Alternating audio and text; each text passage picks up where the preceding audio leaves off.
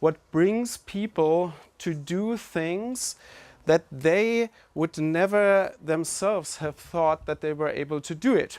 If you would have asked the perpetrators that speak in this book or in the other book that Hermann already mentioned a few weeks before, if they would ever be able to kill women or children, or something like this, what they did, then in fact they would have said, no, why should I? This is not part of my self-concept, this is not my morality, I would never do this.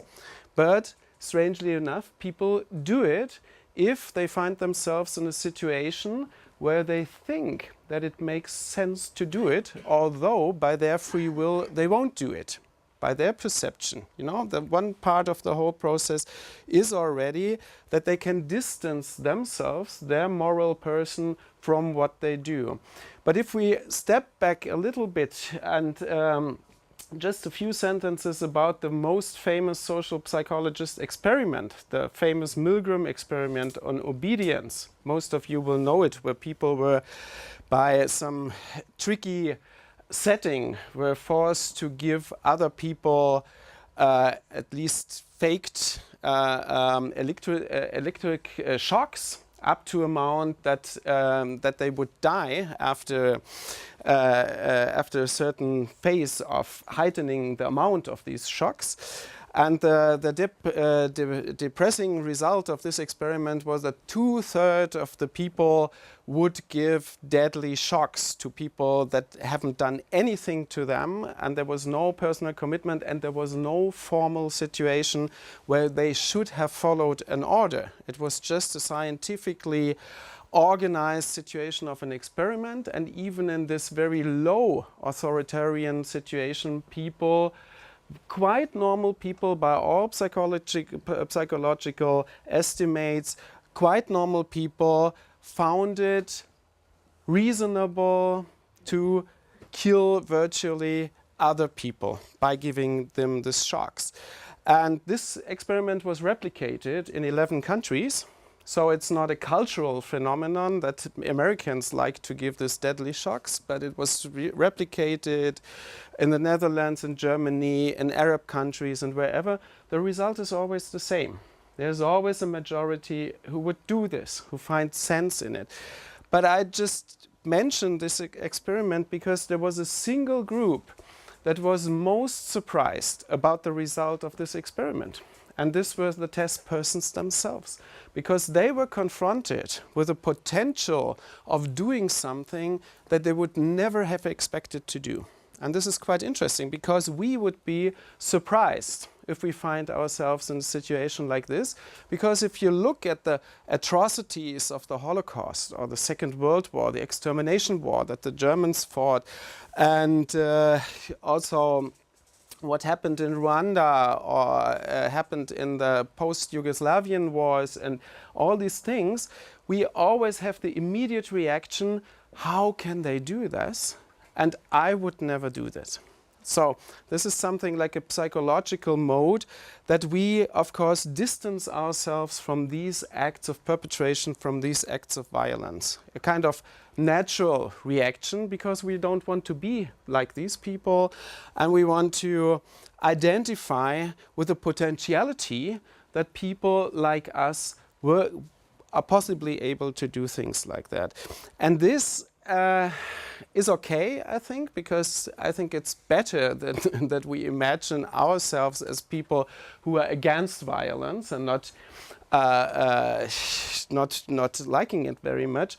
But in scientific terms, this psychological bias was highly misleading. Because if you look at the history of perpetrator research, especially concerning the Second World War and the Holocaust and so, we always had the idea that perpetrators had to have some biographical abnormalities, some deficits, some problems in their childhood, whatever.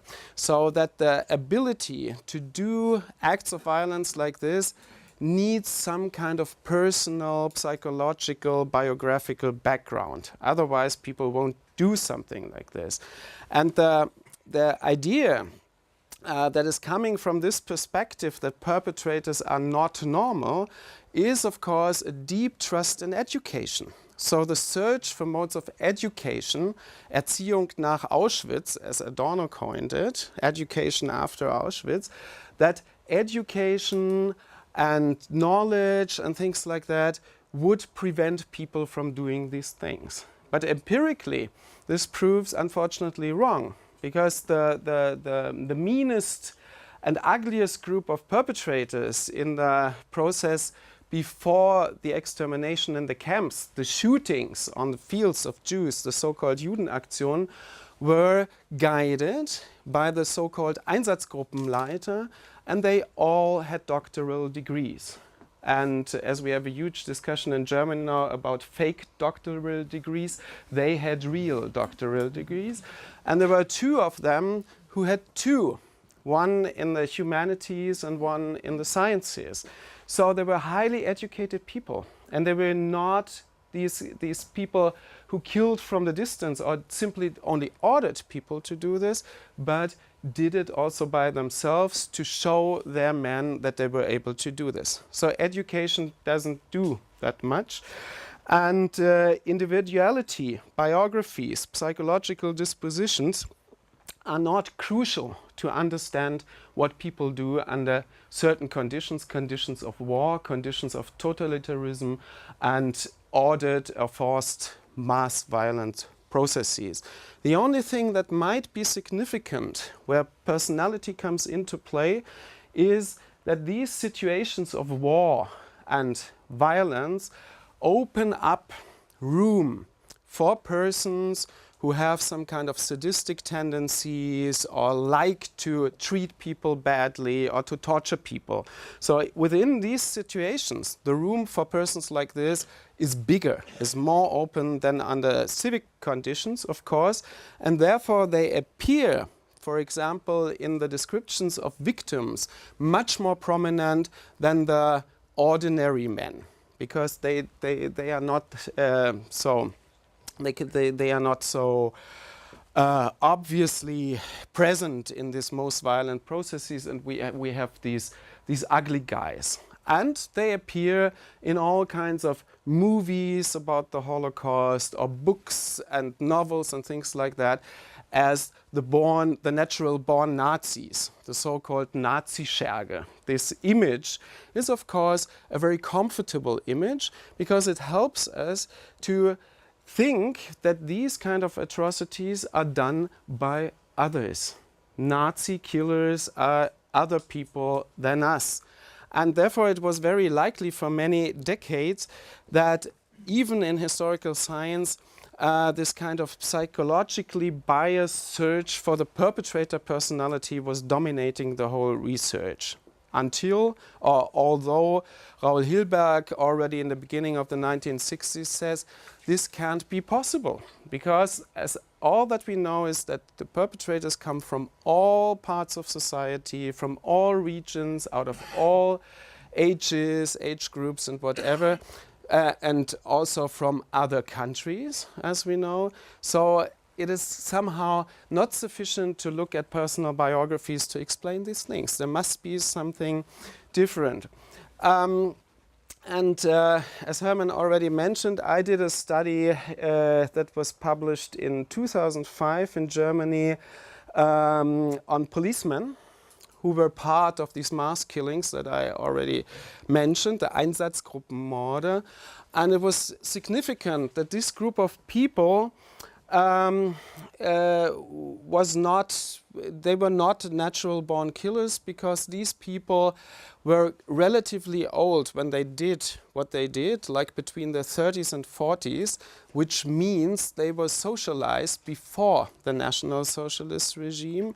They were not trained killers because they had civic professions, and they came into the East where they had to take part in the so-called Judenaktion with the self idea and the concept that they had to do some kind of police work. They were not even involved in fightings. So that the idea they have been brutalized in the process and were therefore able to do these atrocities is wrong. They never had to do anything with fighting, but nevertheless, after they were ordered to do what they had to do in their perspective, they did all the killings that we know about in an incredible amount. And at that point, when I did this research, we had limited material and data and sources for doing this research. When I did this book on the perpetrators, I used the files out of the trials that were done with these people. And I tried to read it not as an historian would have read it, like finding the facts, the data, but I read it to try to reconstruct what they were thinking about themselves.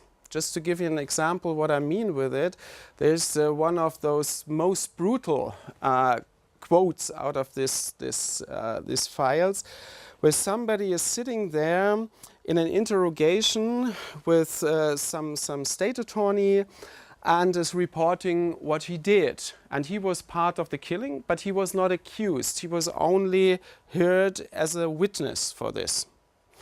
And he says, I first tried to say it in German and then in English, because this quotation is really something. He said, ich habe mich stets bemüht und es war mir möglich, nur Kinder zu erschießen. So he said, I was always trying to only kill children, and it was possible for me to only shoot children. And you must imagine that there's somebody sitting in front of one who is not accused, saying a sentence like this. And then he would explain it and say, I had an agreement with my comrade that he would kill the mothers. So I could say to myself that I would somehow relieve the children because they wouldn't have a chance to survive without their mothers. So, and the first thing that comes into our minds is, oh God, how cynical is that? This guy is really weird. This guy is mad. But if you look at a quotation like this in the historical context, you have to imagine that he, for himself, thinks that he can make a good impression in the eyes of his interrogator, of the guy who is asking the questions. Otherwise, he wouldn't say something like this. So why does he think that a sentence like this makes sense in the eyes of his listeners? Because it makes sense for him. Because what he says is, as cynical as it sounds, that I was not a stupid killer. I didn't follow simply orders. I made an arrangement for me that made it possible for me to adopt some kind of sense in what I did. In another paraphrase, what I killed in a better way than the other ones killed. And this is what all these persons in these files say. They want to make an impression of themselves to the others that they are good guys, independently of what they did, because their moral self-concept is still working in a way that they think they have been good guys, although they have killed thousands of people. And this made it also possible in the post-war period that all these persons functioned perfectly in the post-war German society. The psychiatric hospitals weren't full of these people. There was no mass violence in the villages. They didn't torture their children more than maybe Dutch parents at this period, or the American parents or whatever. So they came back under different conditions, under post-war conditions, to something like perfect citizens, being not in any way criminal or whatever. So, and what made it possible that they became these normal citizens is that in their self-concept, they never had the idea that they became sadistic killers. They were something different. They followed something that was necessary. They did a job. They tried to do this job better or moralistically better than the other ones in their unit or whatever. all kinds of constructions they had. And a very important thing, and this was what Hannah Arendt already said in the Eichmann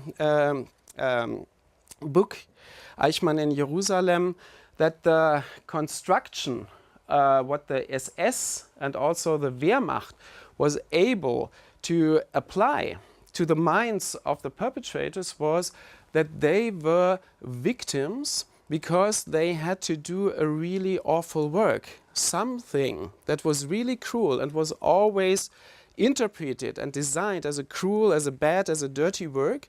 But unfortunately, there was a generation of people, of German soldiers or SS men, who had the duty to do this dirty work. And Hannah Arendt said, this is really a smart concept because you can feel as a victim in the moment when you do these things. The perpetrator turns into a victim in this perspective, and this helps to do these things. And I could maybe we can come back into this discussion to this point. But what interests me, of course, is how this works, how people are able to keep the self-image of being a good guy independent of what they in fact do. And to understand this would help us to identify potentials in contemporary societies or future situations, because my work as a social psychologist is not about history. I work with historical material, but only to identify potentials that can be triggered under given conditions even now. What we and others are able to do if they think it's okay to do it. This is quite. This is the background. And now to this book Soldaten. Soldaten is really it's based on a very unique material. And my friend or colleague Sönke Neitzel, who is a military historian, found this material in the British archives. And the material is, and he first of course didn't realize what it was, he found transcripts of conversations between German soldiers. So German soldiers that were captured and were sitting in certain camps in England, and obviously this transcript looked like that somebody listened to their conversations and wrote it down. And he did some investigations in it and found that the British did this systematically from the beginning of the war until the end of the war. That means we have conversations of German prisoners of war in British and also, and this is the second part, in American prison camps. And they were bugged all the time, and there were people sitting there one floor above and listening to the conversations and deciding, oh, now it's getting interesting, so we tape this now. Yeah? And after the bugging, after the taping, the things were transcribed and so. And they did it, the Americans did it too, the whole 5 years of the war. So we have material of 150,000 pages of everyday conversations of the German Weltanschauungskrieger or Vernichtungskrieger, Wehrmachtssoldaten and Waffen-SS-Soldaten. And this material is really, in this sense, unique, not only because it's so broad, yeah, because it contains these 5 years and it contains all units and all Waffengattungen. It's from the Marine, it's from the infantry, it's from the Air Force, and all kinds of ranks, from the lowest to the generals.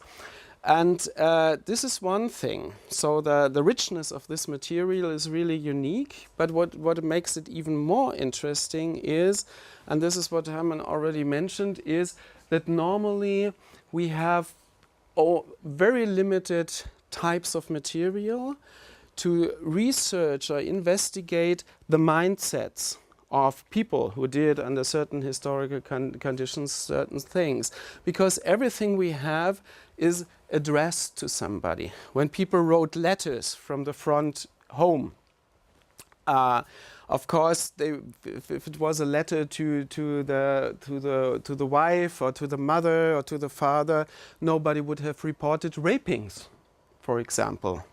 Yeah? If we have this autobiographical literature, this autobiographical literature is informed by the knowledge of what happened after the fact. Who lost the war? Who won the war? What were the historical circumstances? And if we have this files from the trials, of course, this is a very limited material because people only give answers to questions that are asked, and of course, they give answers that are shaped that they don't get into problems with it.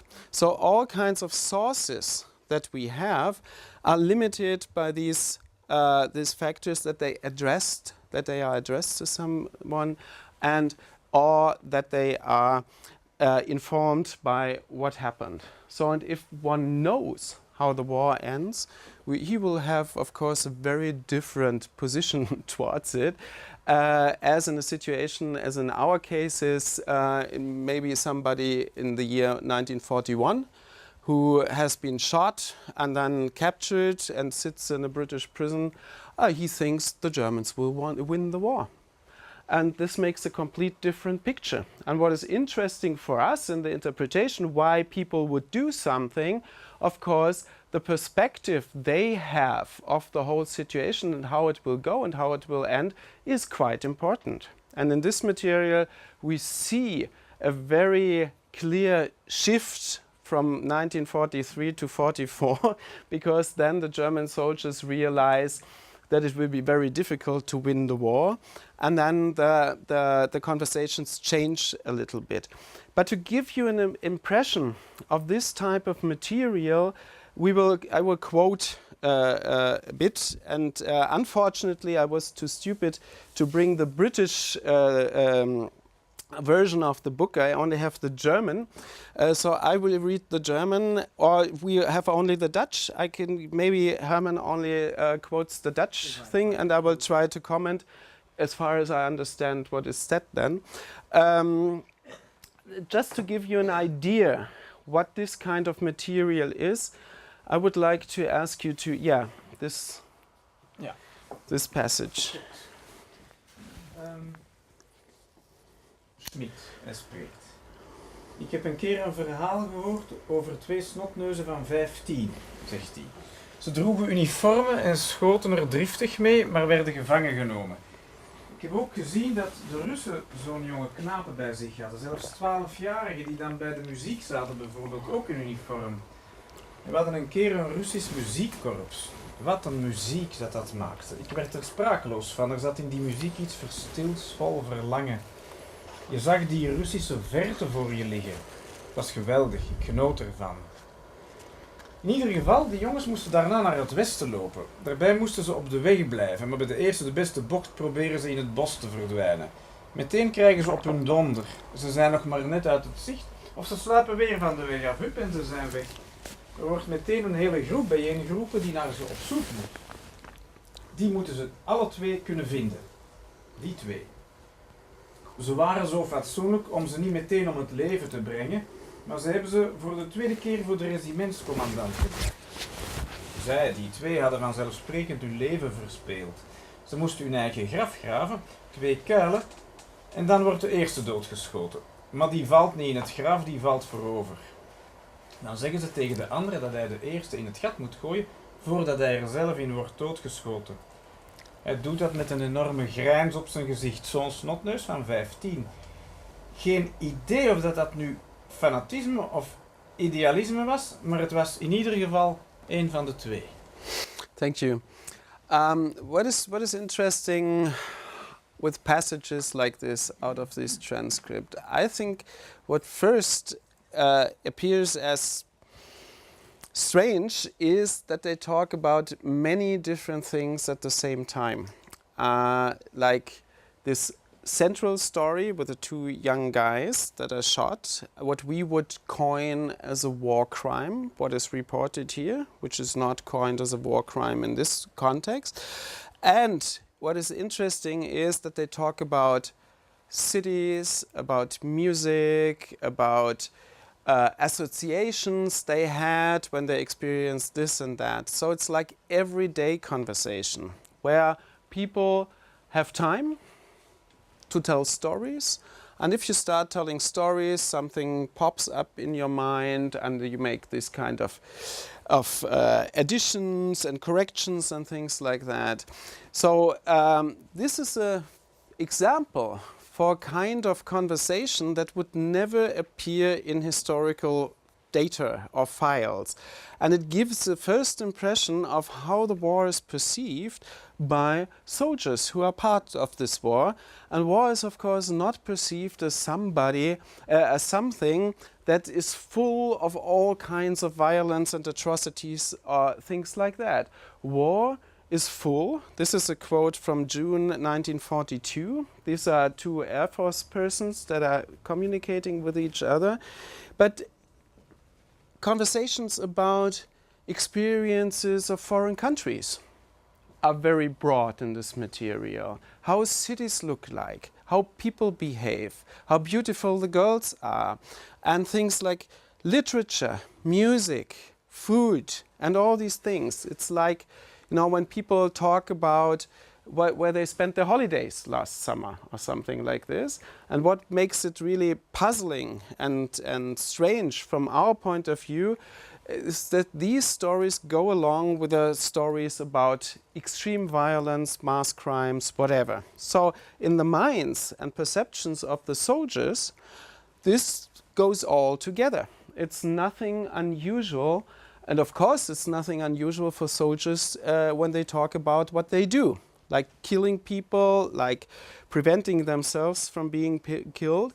And what they do in these conversations, and this is something one has to really keep in mind, they only talk about unusual experiences. Because as we all do in conversations, in bars or wherever, in compartments in trains and so, we would not talk about what we had, what kind of egg we had for breakfast or something like this, or if we took this train or another one. Conversations are only interesting when we talk about spectacular things or experiences that have been significant for us. And now we have to think about that these are soldiers talking to each other. So it's really rare that they would talk about things that we find in historical textbooks, because the act of killing is not part of what they are interested in. So bricklayers don't talk about bricks when they have breaks, yeah? So the soldiers don't talk so much about killings, they only talk about things that are really unusual or significant for them, or really have something to do with fun, funny stories, and as they are men, young men, they talk a lot about sex and a lot about techniques and things like that. So the transcripts are full of kind of everyday conversations that give a good insight into the mindsets and how they are able, or how not they don't have to be able to it, how they perceive what they experience as something that is part of their normalcy. And they don't talk about the things that are completely self-evident for them, because they don't have to explain things to them. So this is a perspective that we adopted to them, that it's interesting for us the way how they communicate, what they don't find necessary to mention because everybody knows it, and why they wouldn't be astonished or surprised about certain types of stories. So, for example, when they talk about mass killings of Jews, it is first of all surprising that we have in this material all events, all atrocities, all types of mass killings, where the historians had to take like 30 years of research or 40 to find that what was done. They know it, they talk about it. All the single aspects of what we later called the Holocaust are already in this material, which is quite interesting because, as you all know, in Germany there's still this idea that most of the people didn't know about these things. The soldiers knew about everything. And it gives there's a very simple reason or ground that they knew this, because when they were going back home for Fronturlaub, yeah, which they had, they were all traveling by train.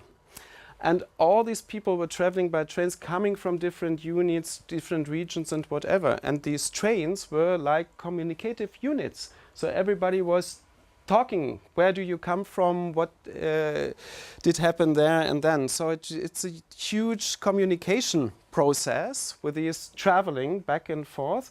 So everybody knew about every detail of the Holocaust. It's interesting in historical terms. But what is even more interesting, it was surprising for us, is that they commit the stories on the context of this killing of Jews, shooting of Jews and all these things in a mode that they would distance themselves from this. It is quite interesting that all these conversations have kind of gesture that this is not correct. And we have quotations, sentences, where people would say, this is not okay, even if they are Jews. Es ist nicht in Ordnung, auch wenn es Juden sind. So most of these soldiers are, of course, coming from this type of society, latent or manifest anti-Semites. This is for sure. But this doesn't mean at all that they think it's okay that these people are killed or treated in this way. Interesting, German Wehrmacht soldiers distance themselves from this, what happens there. And they have a mode to do it because they attribute it all to the SS and say, these are these pigs who did this. And for us, it will be very difficult to wear a German uniform after this, and this will strike back on it, and whatever. So, but it's important. They are not Hitler's willing executioners. This is not proved by this material, but they distance themselves very much from this. And there's not necessarily something like an ideological or political reason for this distancing, but something where they don't understand what this has to do with the war and with military action. Because their self-perception is that they are Arbeiter des Krieges. They do a professional job as soldiers. So why the hell kill children or women or whatever? This is not part of their assumptive world, that people would do something like this. It makes no sense for them. So they distance themselves from that. And totally different are the reports about fighting partisans in Italy, but also in the Ukraine or in Russia and whatever. Stories that are really, really cruel and brutal, and where also women and children are killed, villages are burned down and things like that. When they talk about this, it's no problem at all. Yeah? And the conversations are, in the case of the Holocaust, the conversations are like somebody tells an unbelievable story and the other one would commit an even more unbelievable story. So they are, yeah, and then they distance themselves from that and say, this is impossible to do something like this. And so in the context of the partisan fighting stories, it's completely different, because then they would make a judgment about it and say, of course you have to do this. If they are partisans, you have to fight in this mode and in this way, and it's totally justified, because the frame of reference here is a military frame of reference. And so in their professional concept, this is okay. Although from a distant perspective from now, looking back to this, all these types of atrocities seem to be the same for us. It's not the case. Another example in this direction is when they talk about Russian prisoners of war. And it's one of the ugliest chapters in the Second World War and the politics of the Wehrmacht is the treatment of the Russian POWs, because these people were starved to death, millions of them. And it's interesting to have the passages when they comment on this treatment of the Russian POWs by their own army. And they would distance themselves totally from it and say, this is a crime to treat these Russians like they were treated. You cannot starve people to death. This is totally impossible. This is not the image of a German soldier and the Wehrmacht and whatever. So total distancing from this.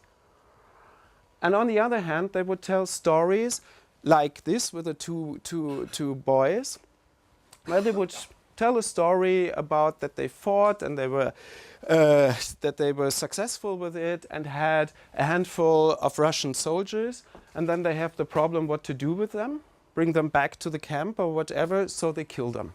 Very simple. War crime, as we would coin it. But in their rationality, in their situative rationality, it makes perfect sense for them, and it's no crime, but it's professionally understood and justified. Yeah? And so these conversations go on, and we have this surprising results that we don't find the ideological impact of all Nazi propaganda in the conversations of these German soldiers. This is quite interesting, because if you think about the judgment about the treatment of the Russian POWs, POWs, we never find a concept like the bolschewistischer Untermensch oder die roten Untermenschen and all these things. So the propaganda didn't work for the mindsets of these German soldiers, and this for a very simple reason, because they had another experience with the Russian soldiers. They had the experience that these were tough guys who did very much the same than what they themselves did, and they had a kind of, Anerkennung for that. So they weren't Untermenschen.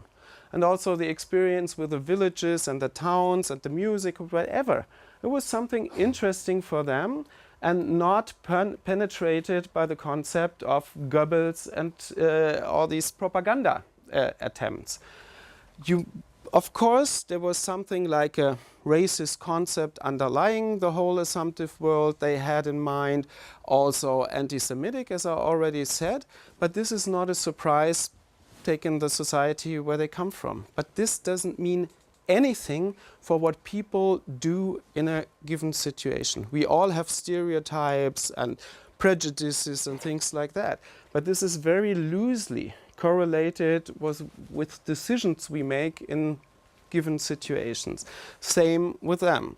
And when it comes to investigating the ideology, and if they are Nazis or no Nazis or whatever, it's quite interesting that we find, and I think this material is broad enough for that we find something like 5 to 10% really convinced Nazis, hardcore Nazis, who like Hitler and who like the racist policies and all these things. But we find also 5 to 10% decidedly anti-Nazis in this material. And this comes, of course, in these discussions. And we find something like 80 to 90% in the middle, totally unpolitical persons who have no idea what the whole thing is about. They have an idea what their job is that they have to do. They have an idea about what they should do, what is expected from them, what is expected also from them by their self-concept and whatever, but they don't care about politics. Quite interesting. We have a quote out of the American material where they were the American army was also doing interrogations with them, and some of the German soldiers comes back to the cell after an interrogation and says to his comrade, "You know what happened? He asked me to explain the Hitler system." I said, "Oh God, this was embarrassing because I don't understand anything of this." So he couldn't explain. And we have many quotes like this. Why should they have been compared to contemporary society? Most of the people are totally unpolitic. Yeah? They are not filled up intentionally with ideology or convinced Überzeugungstäter for something. They just live in a society, do what they think, what is requested from them, what people expect from them, and then it's fine. Yeah? Why should it have been different in this era? Only because we think that Nazi propaganda was as efficient as Goebbels would have liked to be, as it was. Yeah, it should have been efficient. So this is quite interesting, especially when we look at if there are differences in the acts of violence or cruelty that can be attributed to their political convictions. And this is absolutely not the case. The anti-Nazis do exactly the same as the Nazis do and all the others do.